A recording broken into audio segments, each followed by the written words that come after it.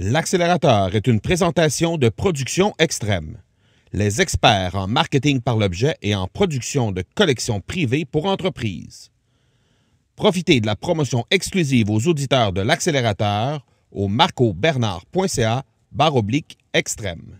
Aujourd'hui, on accélère la documentation de notre parcours avec notre invité Félix Daigle de FD Fitness. Bienvenue sur l'épisode 009 de l'accélérateur. L'accélérateur, le seul podcast francophone qui propulse les résultats de votre entreprise à une vitesse fulgurante. Vous y entendrez des entrevues et des reportages sur l'entrepreneuriat, le social selling et le marketing. Je suis votre hôte, Marco Bernard. Bonjour tout le monde, Marco Bernard avec vous en ce beau vendredi du week-end de la Fête nationale du Canada. Nous en sommes à l'épisode 009. Vous excuserez ma voix aujourd'hui, ça se peut que vous trouviez que la voix est un peu différente, il y a un petit rhume qui traîne depuis quelques jours dans la maisonnée et c'est ce qui altère un petit peu la voix, là, peut-être pour ceux qui suivent le podcast depuis ses débuts, vous avez remarqué que la voix est un petit peu plus rauque que ce matin, alors je m'en excuse. Et aujourd'hui, on s'entretiendra avec un entrepreneur du domaine du fitness et de la nutrition qui se nomme Félix Daigle. Son entreprise se nomme FD Fitness et il va nous parler de la façon dont il documente son parcours et les stratégies qu'il adopte pour y arriver.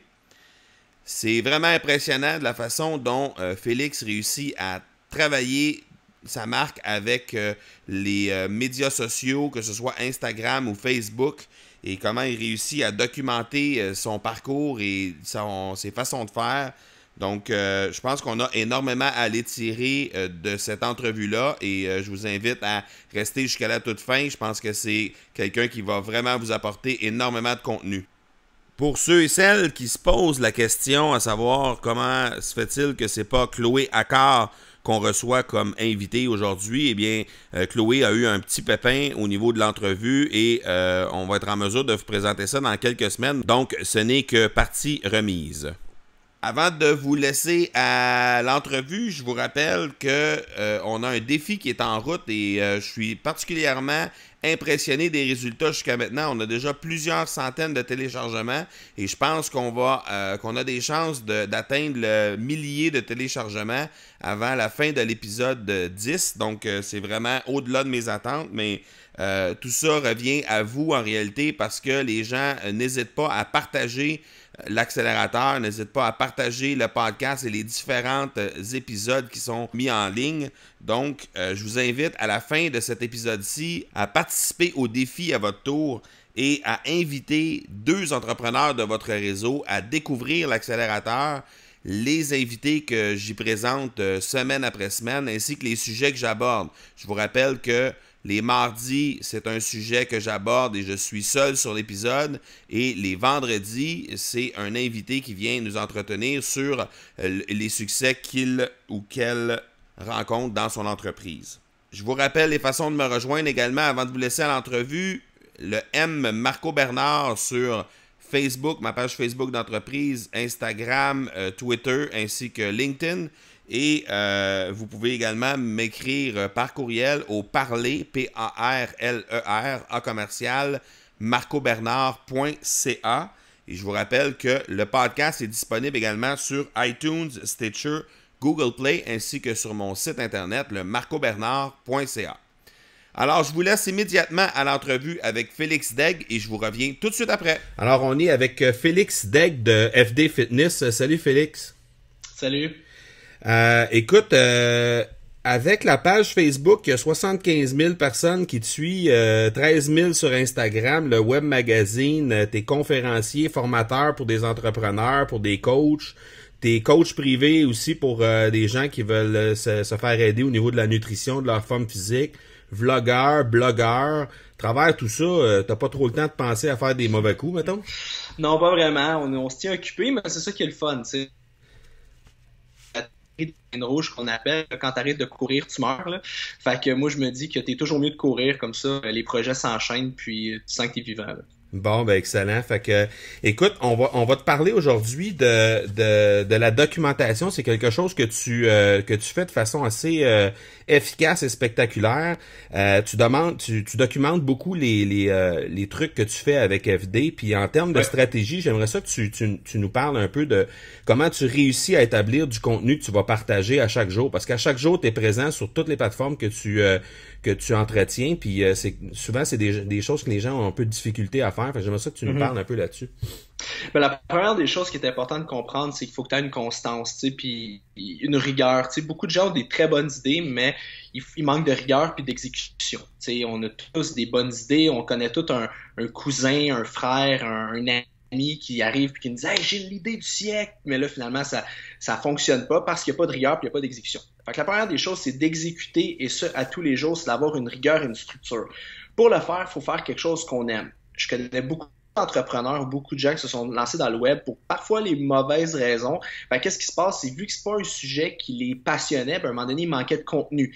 Il le faisait, exemple, pour faire des sous, il le faisait pour la notoriété, bref, il le faisait pas pour les bonnes raisons. Fait qu'à long terme, qu'est-ce qui se passe avec ça? Ben, quand on n'est pas passionné pour quelque chose, ben, à long terme, ça fonctionne moins bien. Fait que la première des choses, c'est trouver quelque chose qu'on aime, puis avoir une rigueur et une exécution. La deuxième des choses, c'est de comprendre sur quel plan on veut se battre. Ce que je veux dire par là, c'est que je n'ai pas la meilleure plume de la Terre. Donc, ma partie blog, je vais beaucoup demander à mes employés de s'en occuper. Ou même moi, je veux avoir des ghostwriters, des gens avec qui je vais pouvoir faire une entrevue de 5 à 8 minutes enregistrée, et cette personne-là va l'écrire. Fait que c'est de travailler sur tes forces. Il y a beaucoup de gens qui disent « Ah, dans la vie, il faut travailler sur tes faiblesses. » Moi, je pense que c'est n'importe quoi. Il faut que tu travailles sur tes forces parce que plus tu deviens bon dans tes forces, plus ta pyramide va s'élever, plus qu'elle est haute, tu vas devenir tellement bon, tu vas être capable d'engager des gens pour pallier tes faiblesses. Fait que, tu sais, si tu veux vraiment te démarquer de la compétition, démarquer, faire vraiment quelque chose de différent, il faut que tu deviennes excellent dans quelque chose. Moi, j'ai vraiment poussé tout ce qui est vidéo, vlog, parce qu'il y avait un manque au Québec, on l'avait pas, on n'avait pas un accès à une information francophone de qualité sous forme de vidéo. Puis moi, j'aime pas ça, là. Ça m'énerve, je trouve ça, je suis pas un grand lecteur. J'essaye très fort, mais des fois j'ai de la difficulté. Fait que j'aime beaucoup plus écouter du vidéo. Fait que je me suis dit, pourquoi pas faire exactement le type de contenu que moi j'aimerais voir, moi j'aimerais avoir. Fait que je pense que c'est important de trouver quelque chose qu'on aime et d'y aller avec une stratégie. Facebook, on en parlait un petit peu hors d'onde tantôt. Pour avoir une rigueur, Facebook, faut le voir vraiment de façon corporative. Facebook, pour nous, en de notre part, c'est notre grosse plateforme. Où est-ce que les annonces spécifiques sont faites, où est-ce que la compagnie se positionne, bon, tout ça. Instagram, c'est beaucoup plus personnel. Je demande à tous mes employés d'avoir un Instagram personnel, mais en lien avec l'entreprise. Fait que là, on voit l'envers du décor. Fait qu'il y a certains individus qui vont préférer voir la compagnie, le big picture, voir les vidéos sur Facebook. Là, c'est nos grosses productions. Le temps qu'on les écrit, moi, j'écris toutes mes productions d'avance de 4 à 8 semaines d'avance. Fait que je sais exactement ce qui va être publié de semaine en semaine, nos gros vlogs. Et après, on a du day-to-day sur Instagram. Exemple avec les Insta Stories, avec des Insta Live que moi, j'aime faire un petit peu pêle-mêle, tandis que mes lives sur Facebook sont planifiés tous les dimanches entre 19h et 20h. Je fais un live depuis des années. Avant, c'était des capsules vidéo. Fait qu'il y a une rigueur qui est faite, il y a une structure sur Facebook. Tandis qu'Instagram, c'est un peu plus aléatoire, c'est un peu petit freelance, mais c'est ce que les gens aiment. Ils aiment sentir que c'est plus vrai, que c'est plus on the moment. OK. Donc, ta stratégie, dans le fond, tu as une stratégie qui est vraiment en arrière de Facebook, tu as une stratégie qui est en arrière de ton blog aussi pour tout le contenu que tu vas créer. Par contre, Instagram, tu es vraiment, comme le mot le dit, dans l'instant présent, puis tu es vraiment... Exactement, puis je pense que c'est la beauté des réseaux sociaux. Tu sais, les réseaux sociaux sont arrivés il n'y a pas si longtemps, puis ça nous a offert une fenêtre au niveau des entrepreneurs puis du marketing incroyable, mais il faut savoir l'utiliser. Fait que sur Instagram, il y a un sujet que j'ai en tête, ben tout de suite, je vais faire une vidéo. Tout de suite, je vais me mettre en live pour en parler. Puis c'est cette espèce de côté spontané là que les gens aiment. Fait que je vais prévoir d'avance sur Facebook mes productions, où est-ce que, exemple, je demande à mon monteur, à mon caméraman, on travaille sur des idées. Fait Fait que là, je sais, bon, une fois par semaine, on a un gros vidéo. Une fois par semaine, j'ai un vlog lifestyle, un petit peu qu'on filme. À tous les dimanches, j'ai un live. Fait que tout est très structuré. Tandis que sur Instagram, c'est totalement différent, là. C'est du day-to-day, des blagues, de l'employé. Fait que les gens dig down beaucoup plus à l'intérieur de qu'est-ce qui se passe au niveau de ta compagnie. Fait que c'est un petit peu ça, tu sais. C'est correct de pas être structuré, à mon sens, sur Instagram, si tu as une belle structure sur Facebook. Et un média amène l'autre. Souvent, je me sers d'Instagram pour parler de Facebook. Facebook, pour moi, est une entité. C'est pas tant Félix Degg, c'est FD Fitness. Pour moi, c'est une compagnie pour laquelle je travaille, même si c'est la mienne. Tandis qu'Instagram, c'est vraiment moi. Fait que les gens qui viennent te voir, exemple, pour qui tu es, ben, ils vont aller sur Instagram. Les gens qui viennent beaucoup plus pour le côté corporation, que ce soit des programmes d'entraînement, des choses comme ça, ils vont sur Facebook. Fait que c'est deux stratégies totalement différentes. OK. Tu parlais tantôt du sujet que tu vas sélectionner. Par exemple, tu as un sujet en tête, tu veux parler de ça live aujourd'hui sur Instagram. Le commun des mortels, souvent, il va arriver puis il va se dire « OK, j'aimerais ça parler de ça », mais en réalité, qui va vraiment s'intéresser à ça, ce sujet-là? Qui va vraiment... Tu sais, pourquoi il m'écouterait moi plutôt que quelqu'un d'autre? Le fameux syndrome de l'imposteur. Tu sembles pas avoir ça, toi. Ben, c'est sûr qu'il y a une expérience, il y a un background en arrière de ça, mais c'est pas quelque chose que tu sembles avoir. Qu'est-ce que tu dirais aux gens qui ont cette espèce de syndrome-là qui se présente puis qui hésitent à aller de l'avant là, dans leur publication?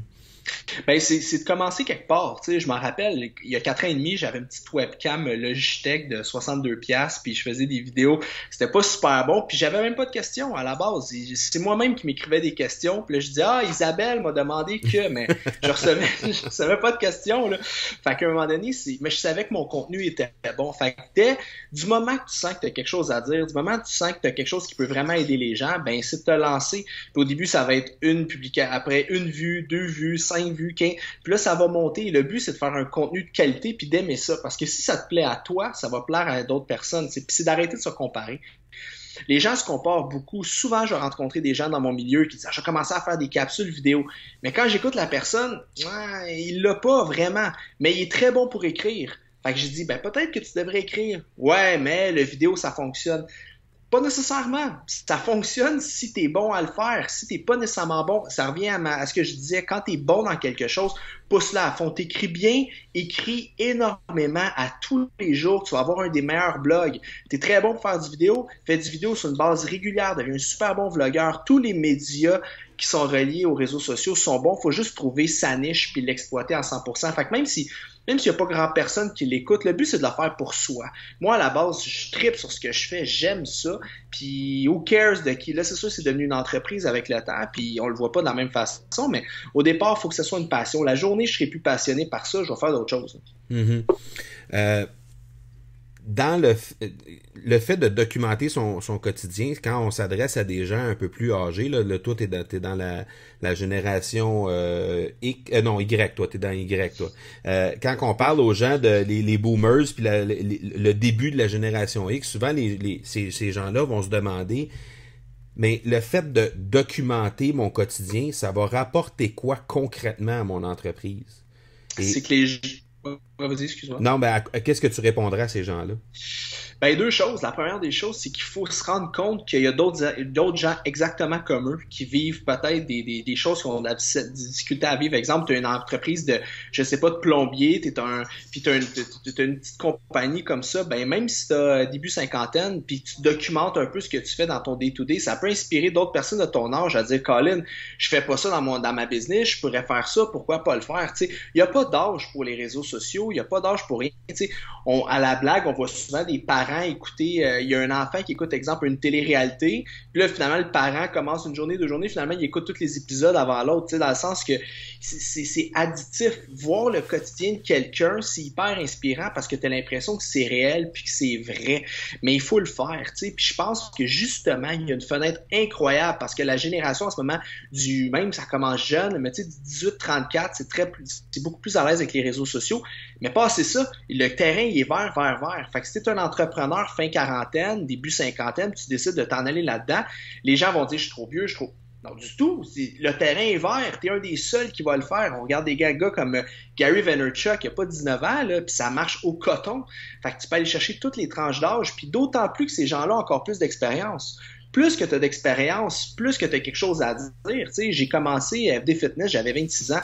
Puis là, maintenant, j'ai 30 ans, mais au départ, j'aurais jamais pu commencer ça à 17-18 ans. J'aurais rien eu à dire. Là, ça fait 11 ans que j'ai de l'expérience dans la cravate. Imagine, si j'avais 40, 50, 60 ans, j'aurais encore plus de choses à dire. Fait que c'est super intéressant.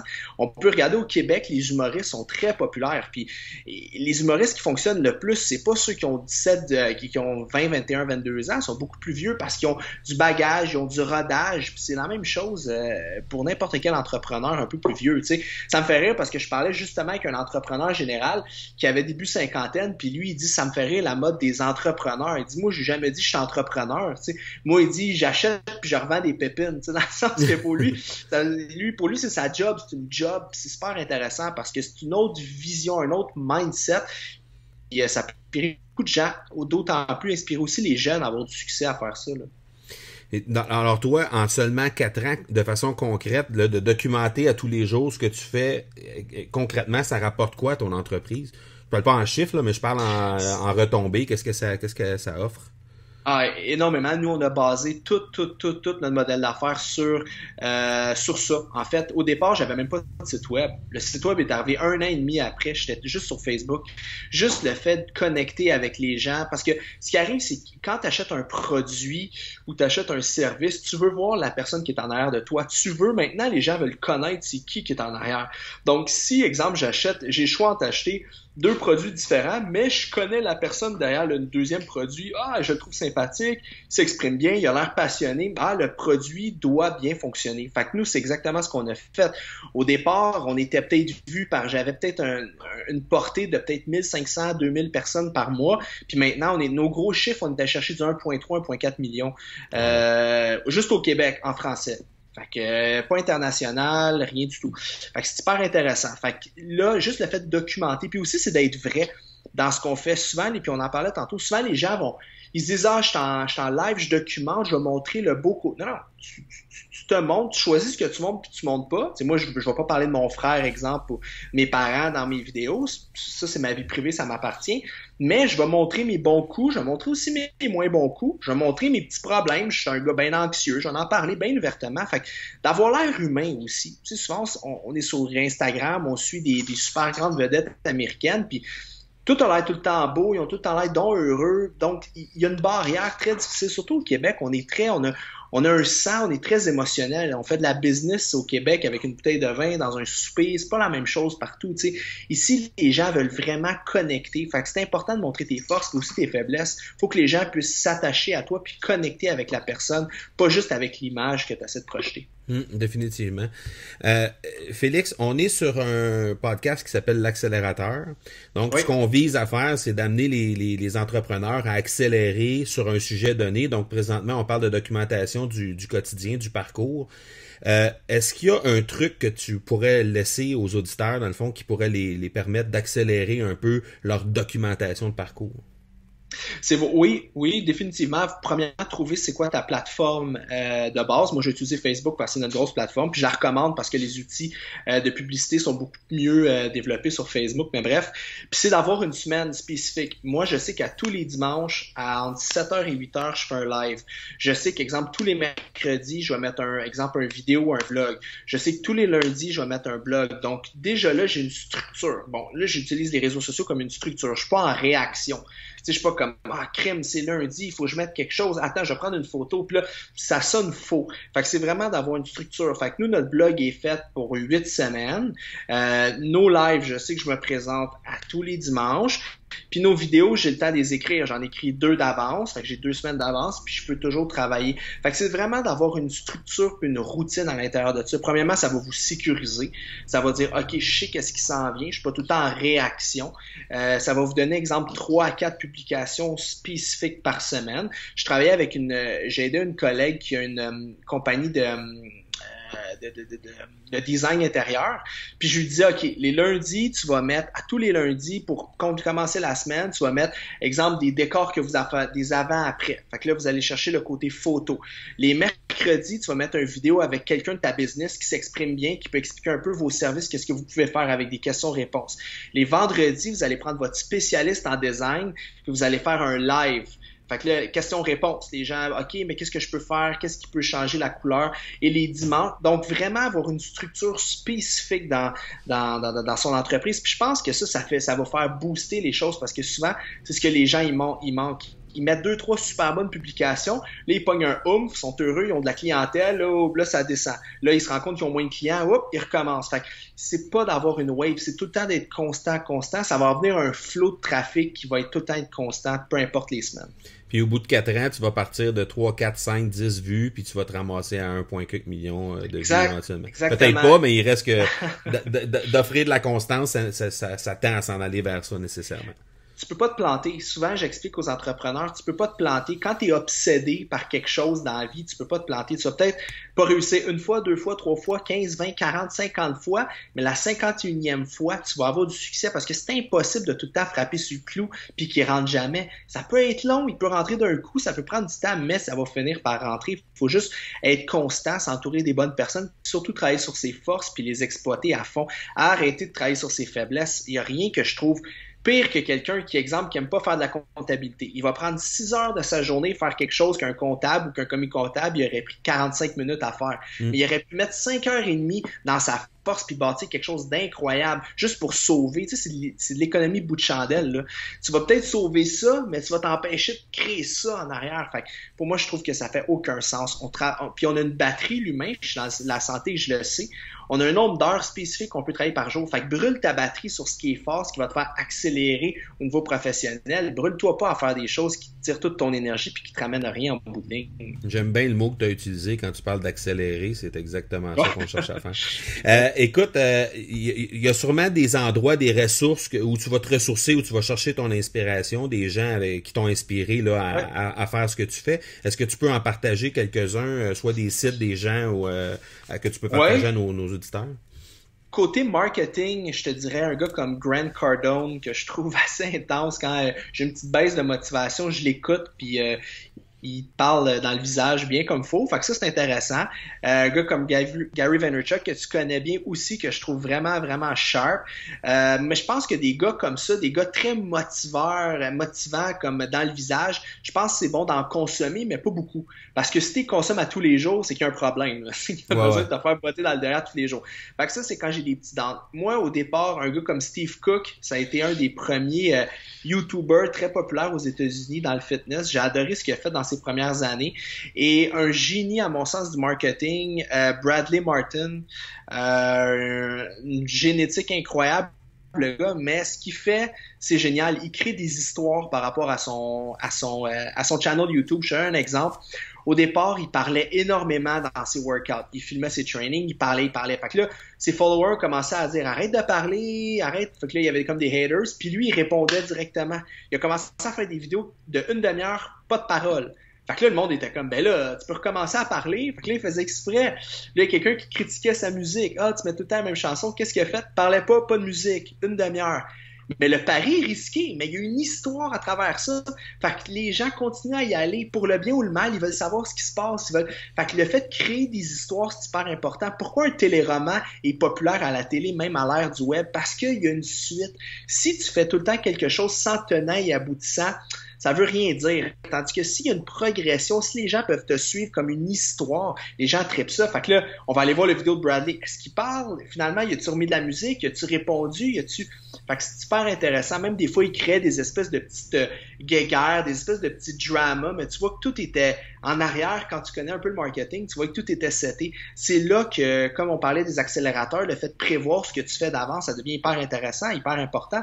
Nous, récemment, on a fait un vidéo qui s'appelait « Le Québec est malade ». T'sais. On a publié ça, puis en 1 semaine, on a eu 250 000 vues de vidéos au Québec. Fait que c'est quand même beaucoup. Ouais. Puis, c'est une technique shotgun qu'on a utilisée. Je rentrais dans le système de santé, l'éducation. Puis moi, d'avance, je m'étais dit, je veux entre 6 et 11% de commentaires négatifs.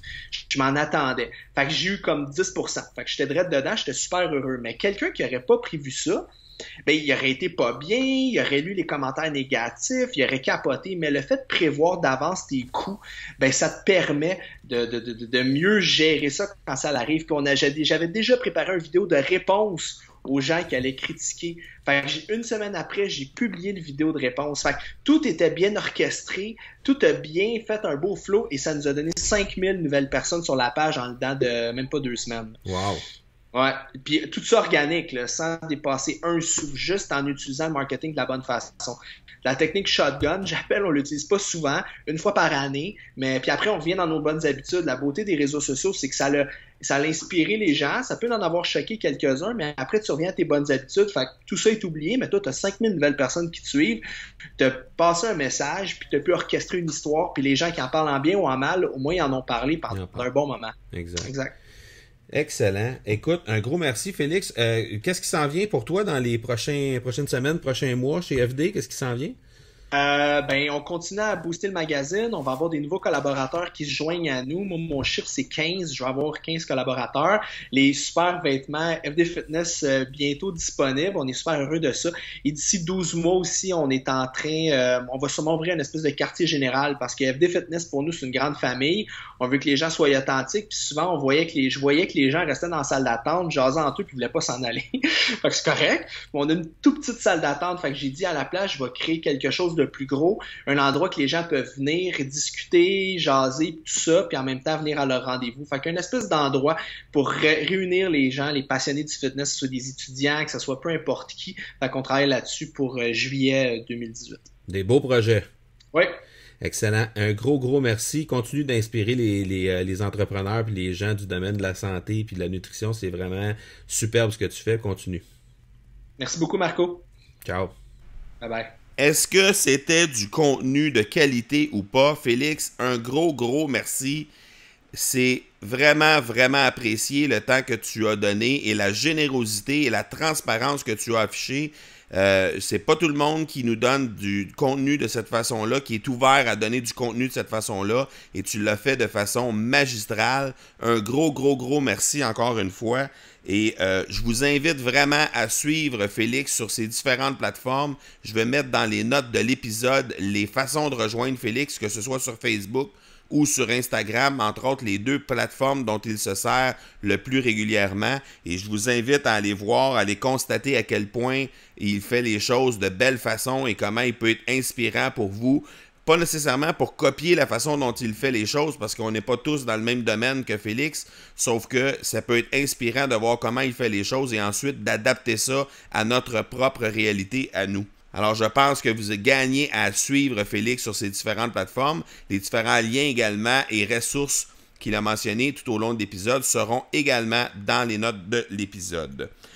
Je vous donne déjà rendez-vous pour l'épisode 10. On est déjà rendu à l'épisode 10 et c'est vraiment apprécié que vous me suiviez de cette façon-là. Je vous remercie énormément et je vous rappelle le petit défi qu'on s'est lancé en début d'épisode et que je vous réitère à ce moment-ci, c'est de faire connaître à la fin de cet épisode-là le podcast accélérateur, de partager cet épisode-là ou n'importe quel épisode ou le podcast en son entier à 2 entrepreneurs que vous connaissez et de faire connaître ce podcast à 2 personnes de votre réseau afin qu'ils puissent découvrir à leur tour les invités qu'on y présente et les sujets qu'on aborde avec vous. Je vous rappelle en terminant, vous pouvez toujours me rejoindre au M Marco Bernard sur la plateforme Instagram, sur la page Facebook de l'entreprise, encore sur Twitter ou LinkedIn. Vous pouvez me rejoindre à ces adresses-là. Et vous pouvez aussi me laisser des commentaires. Vous pouvez me suggérer des invités, me suggérer des sujets que vous aimeriez que j'aborde lors des prochains épisodes au parler@marcobernard.ca parler@marcobernard.ca. Vous pouvez également suivre le podcast sur iTunes, Stitcher et Google Play, en plus de le faire sur le site internet lemarcobernard.ca.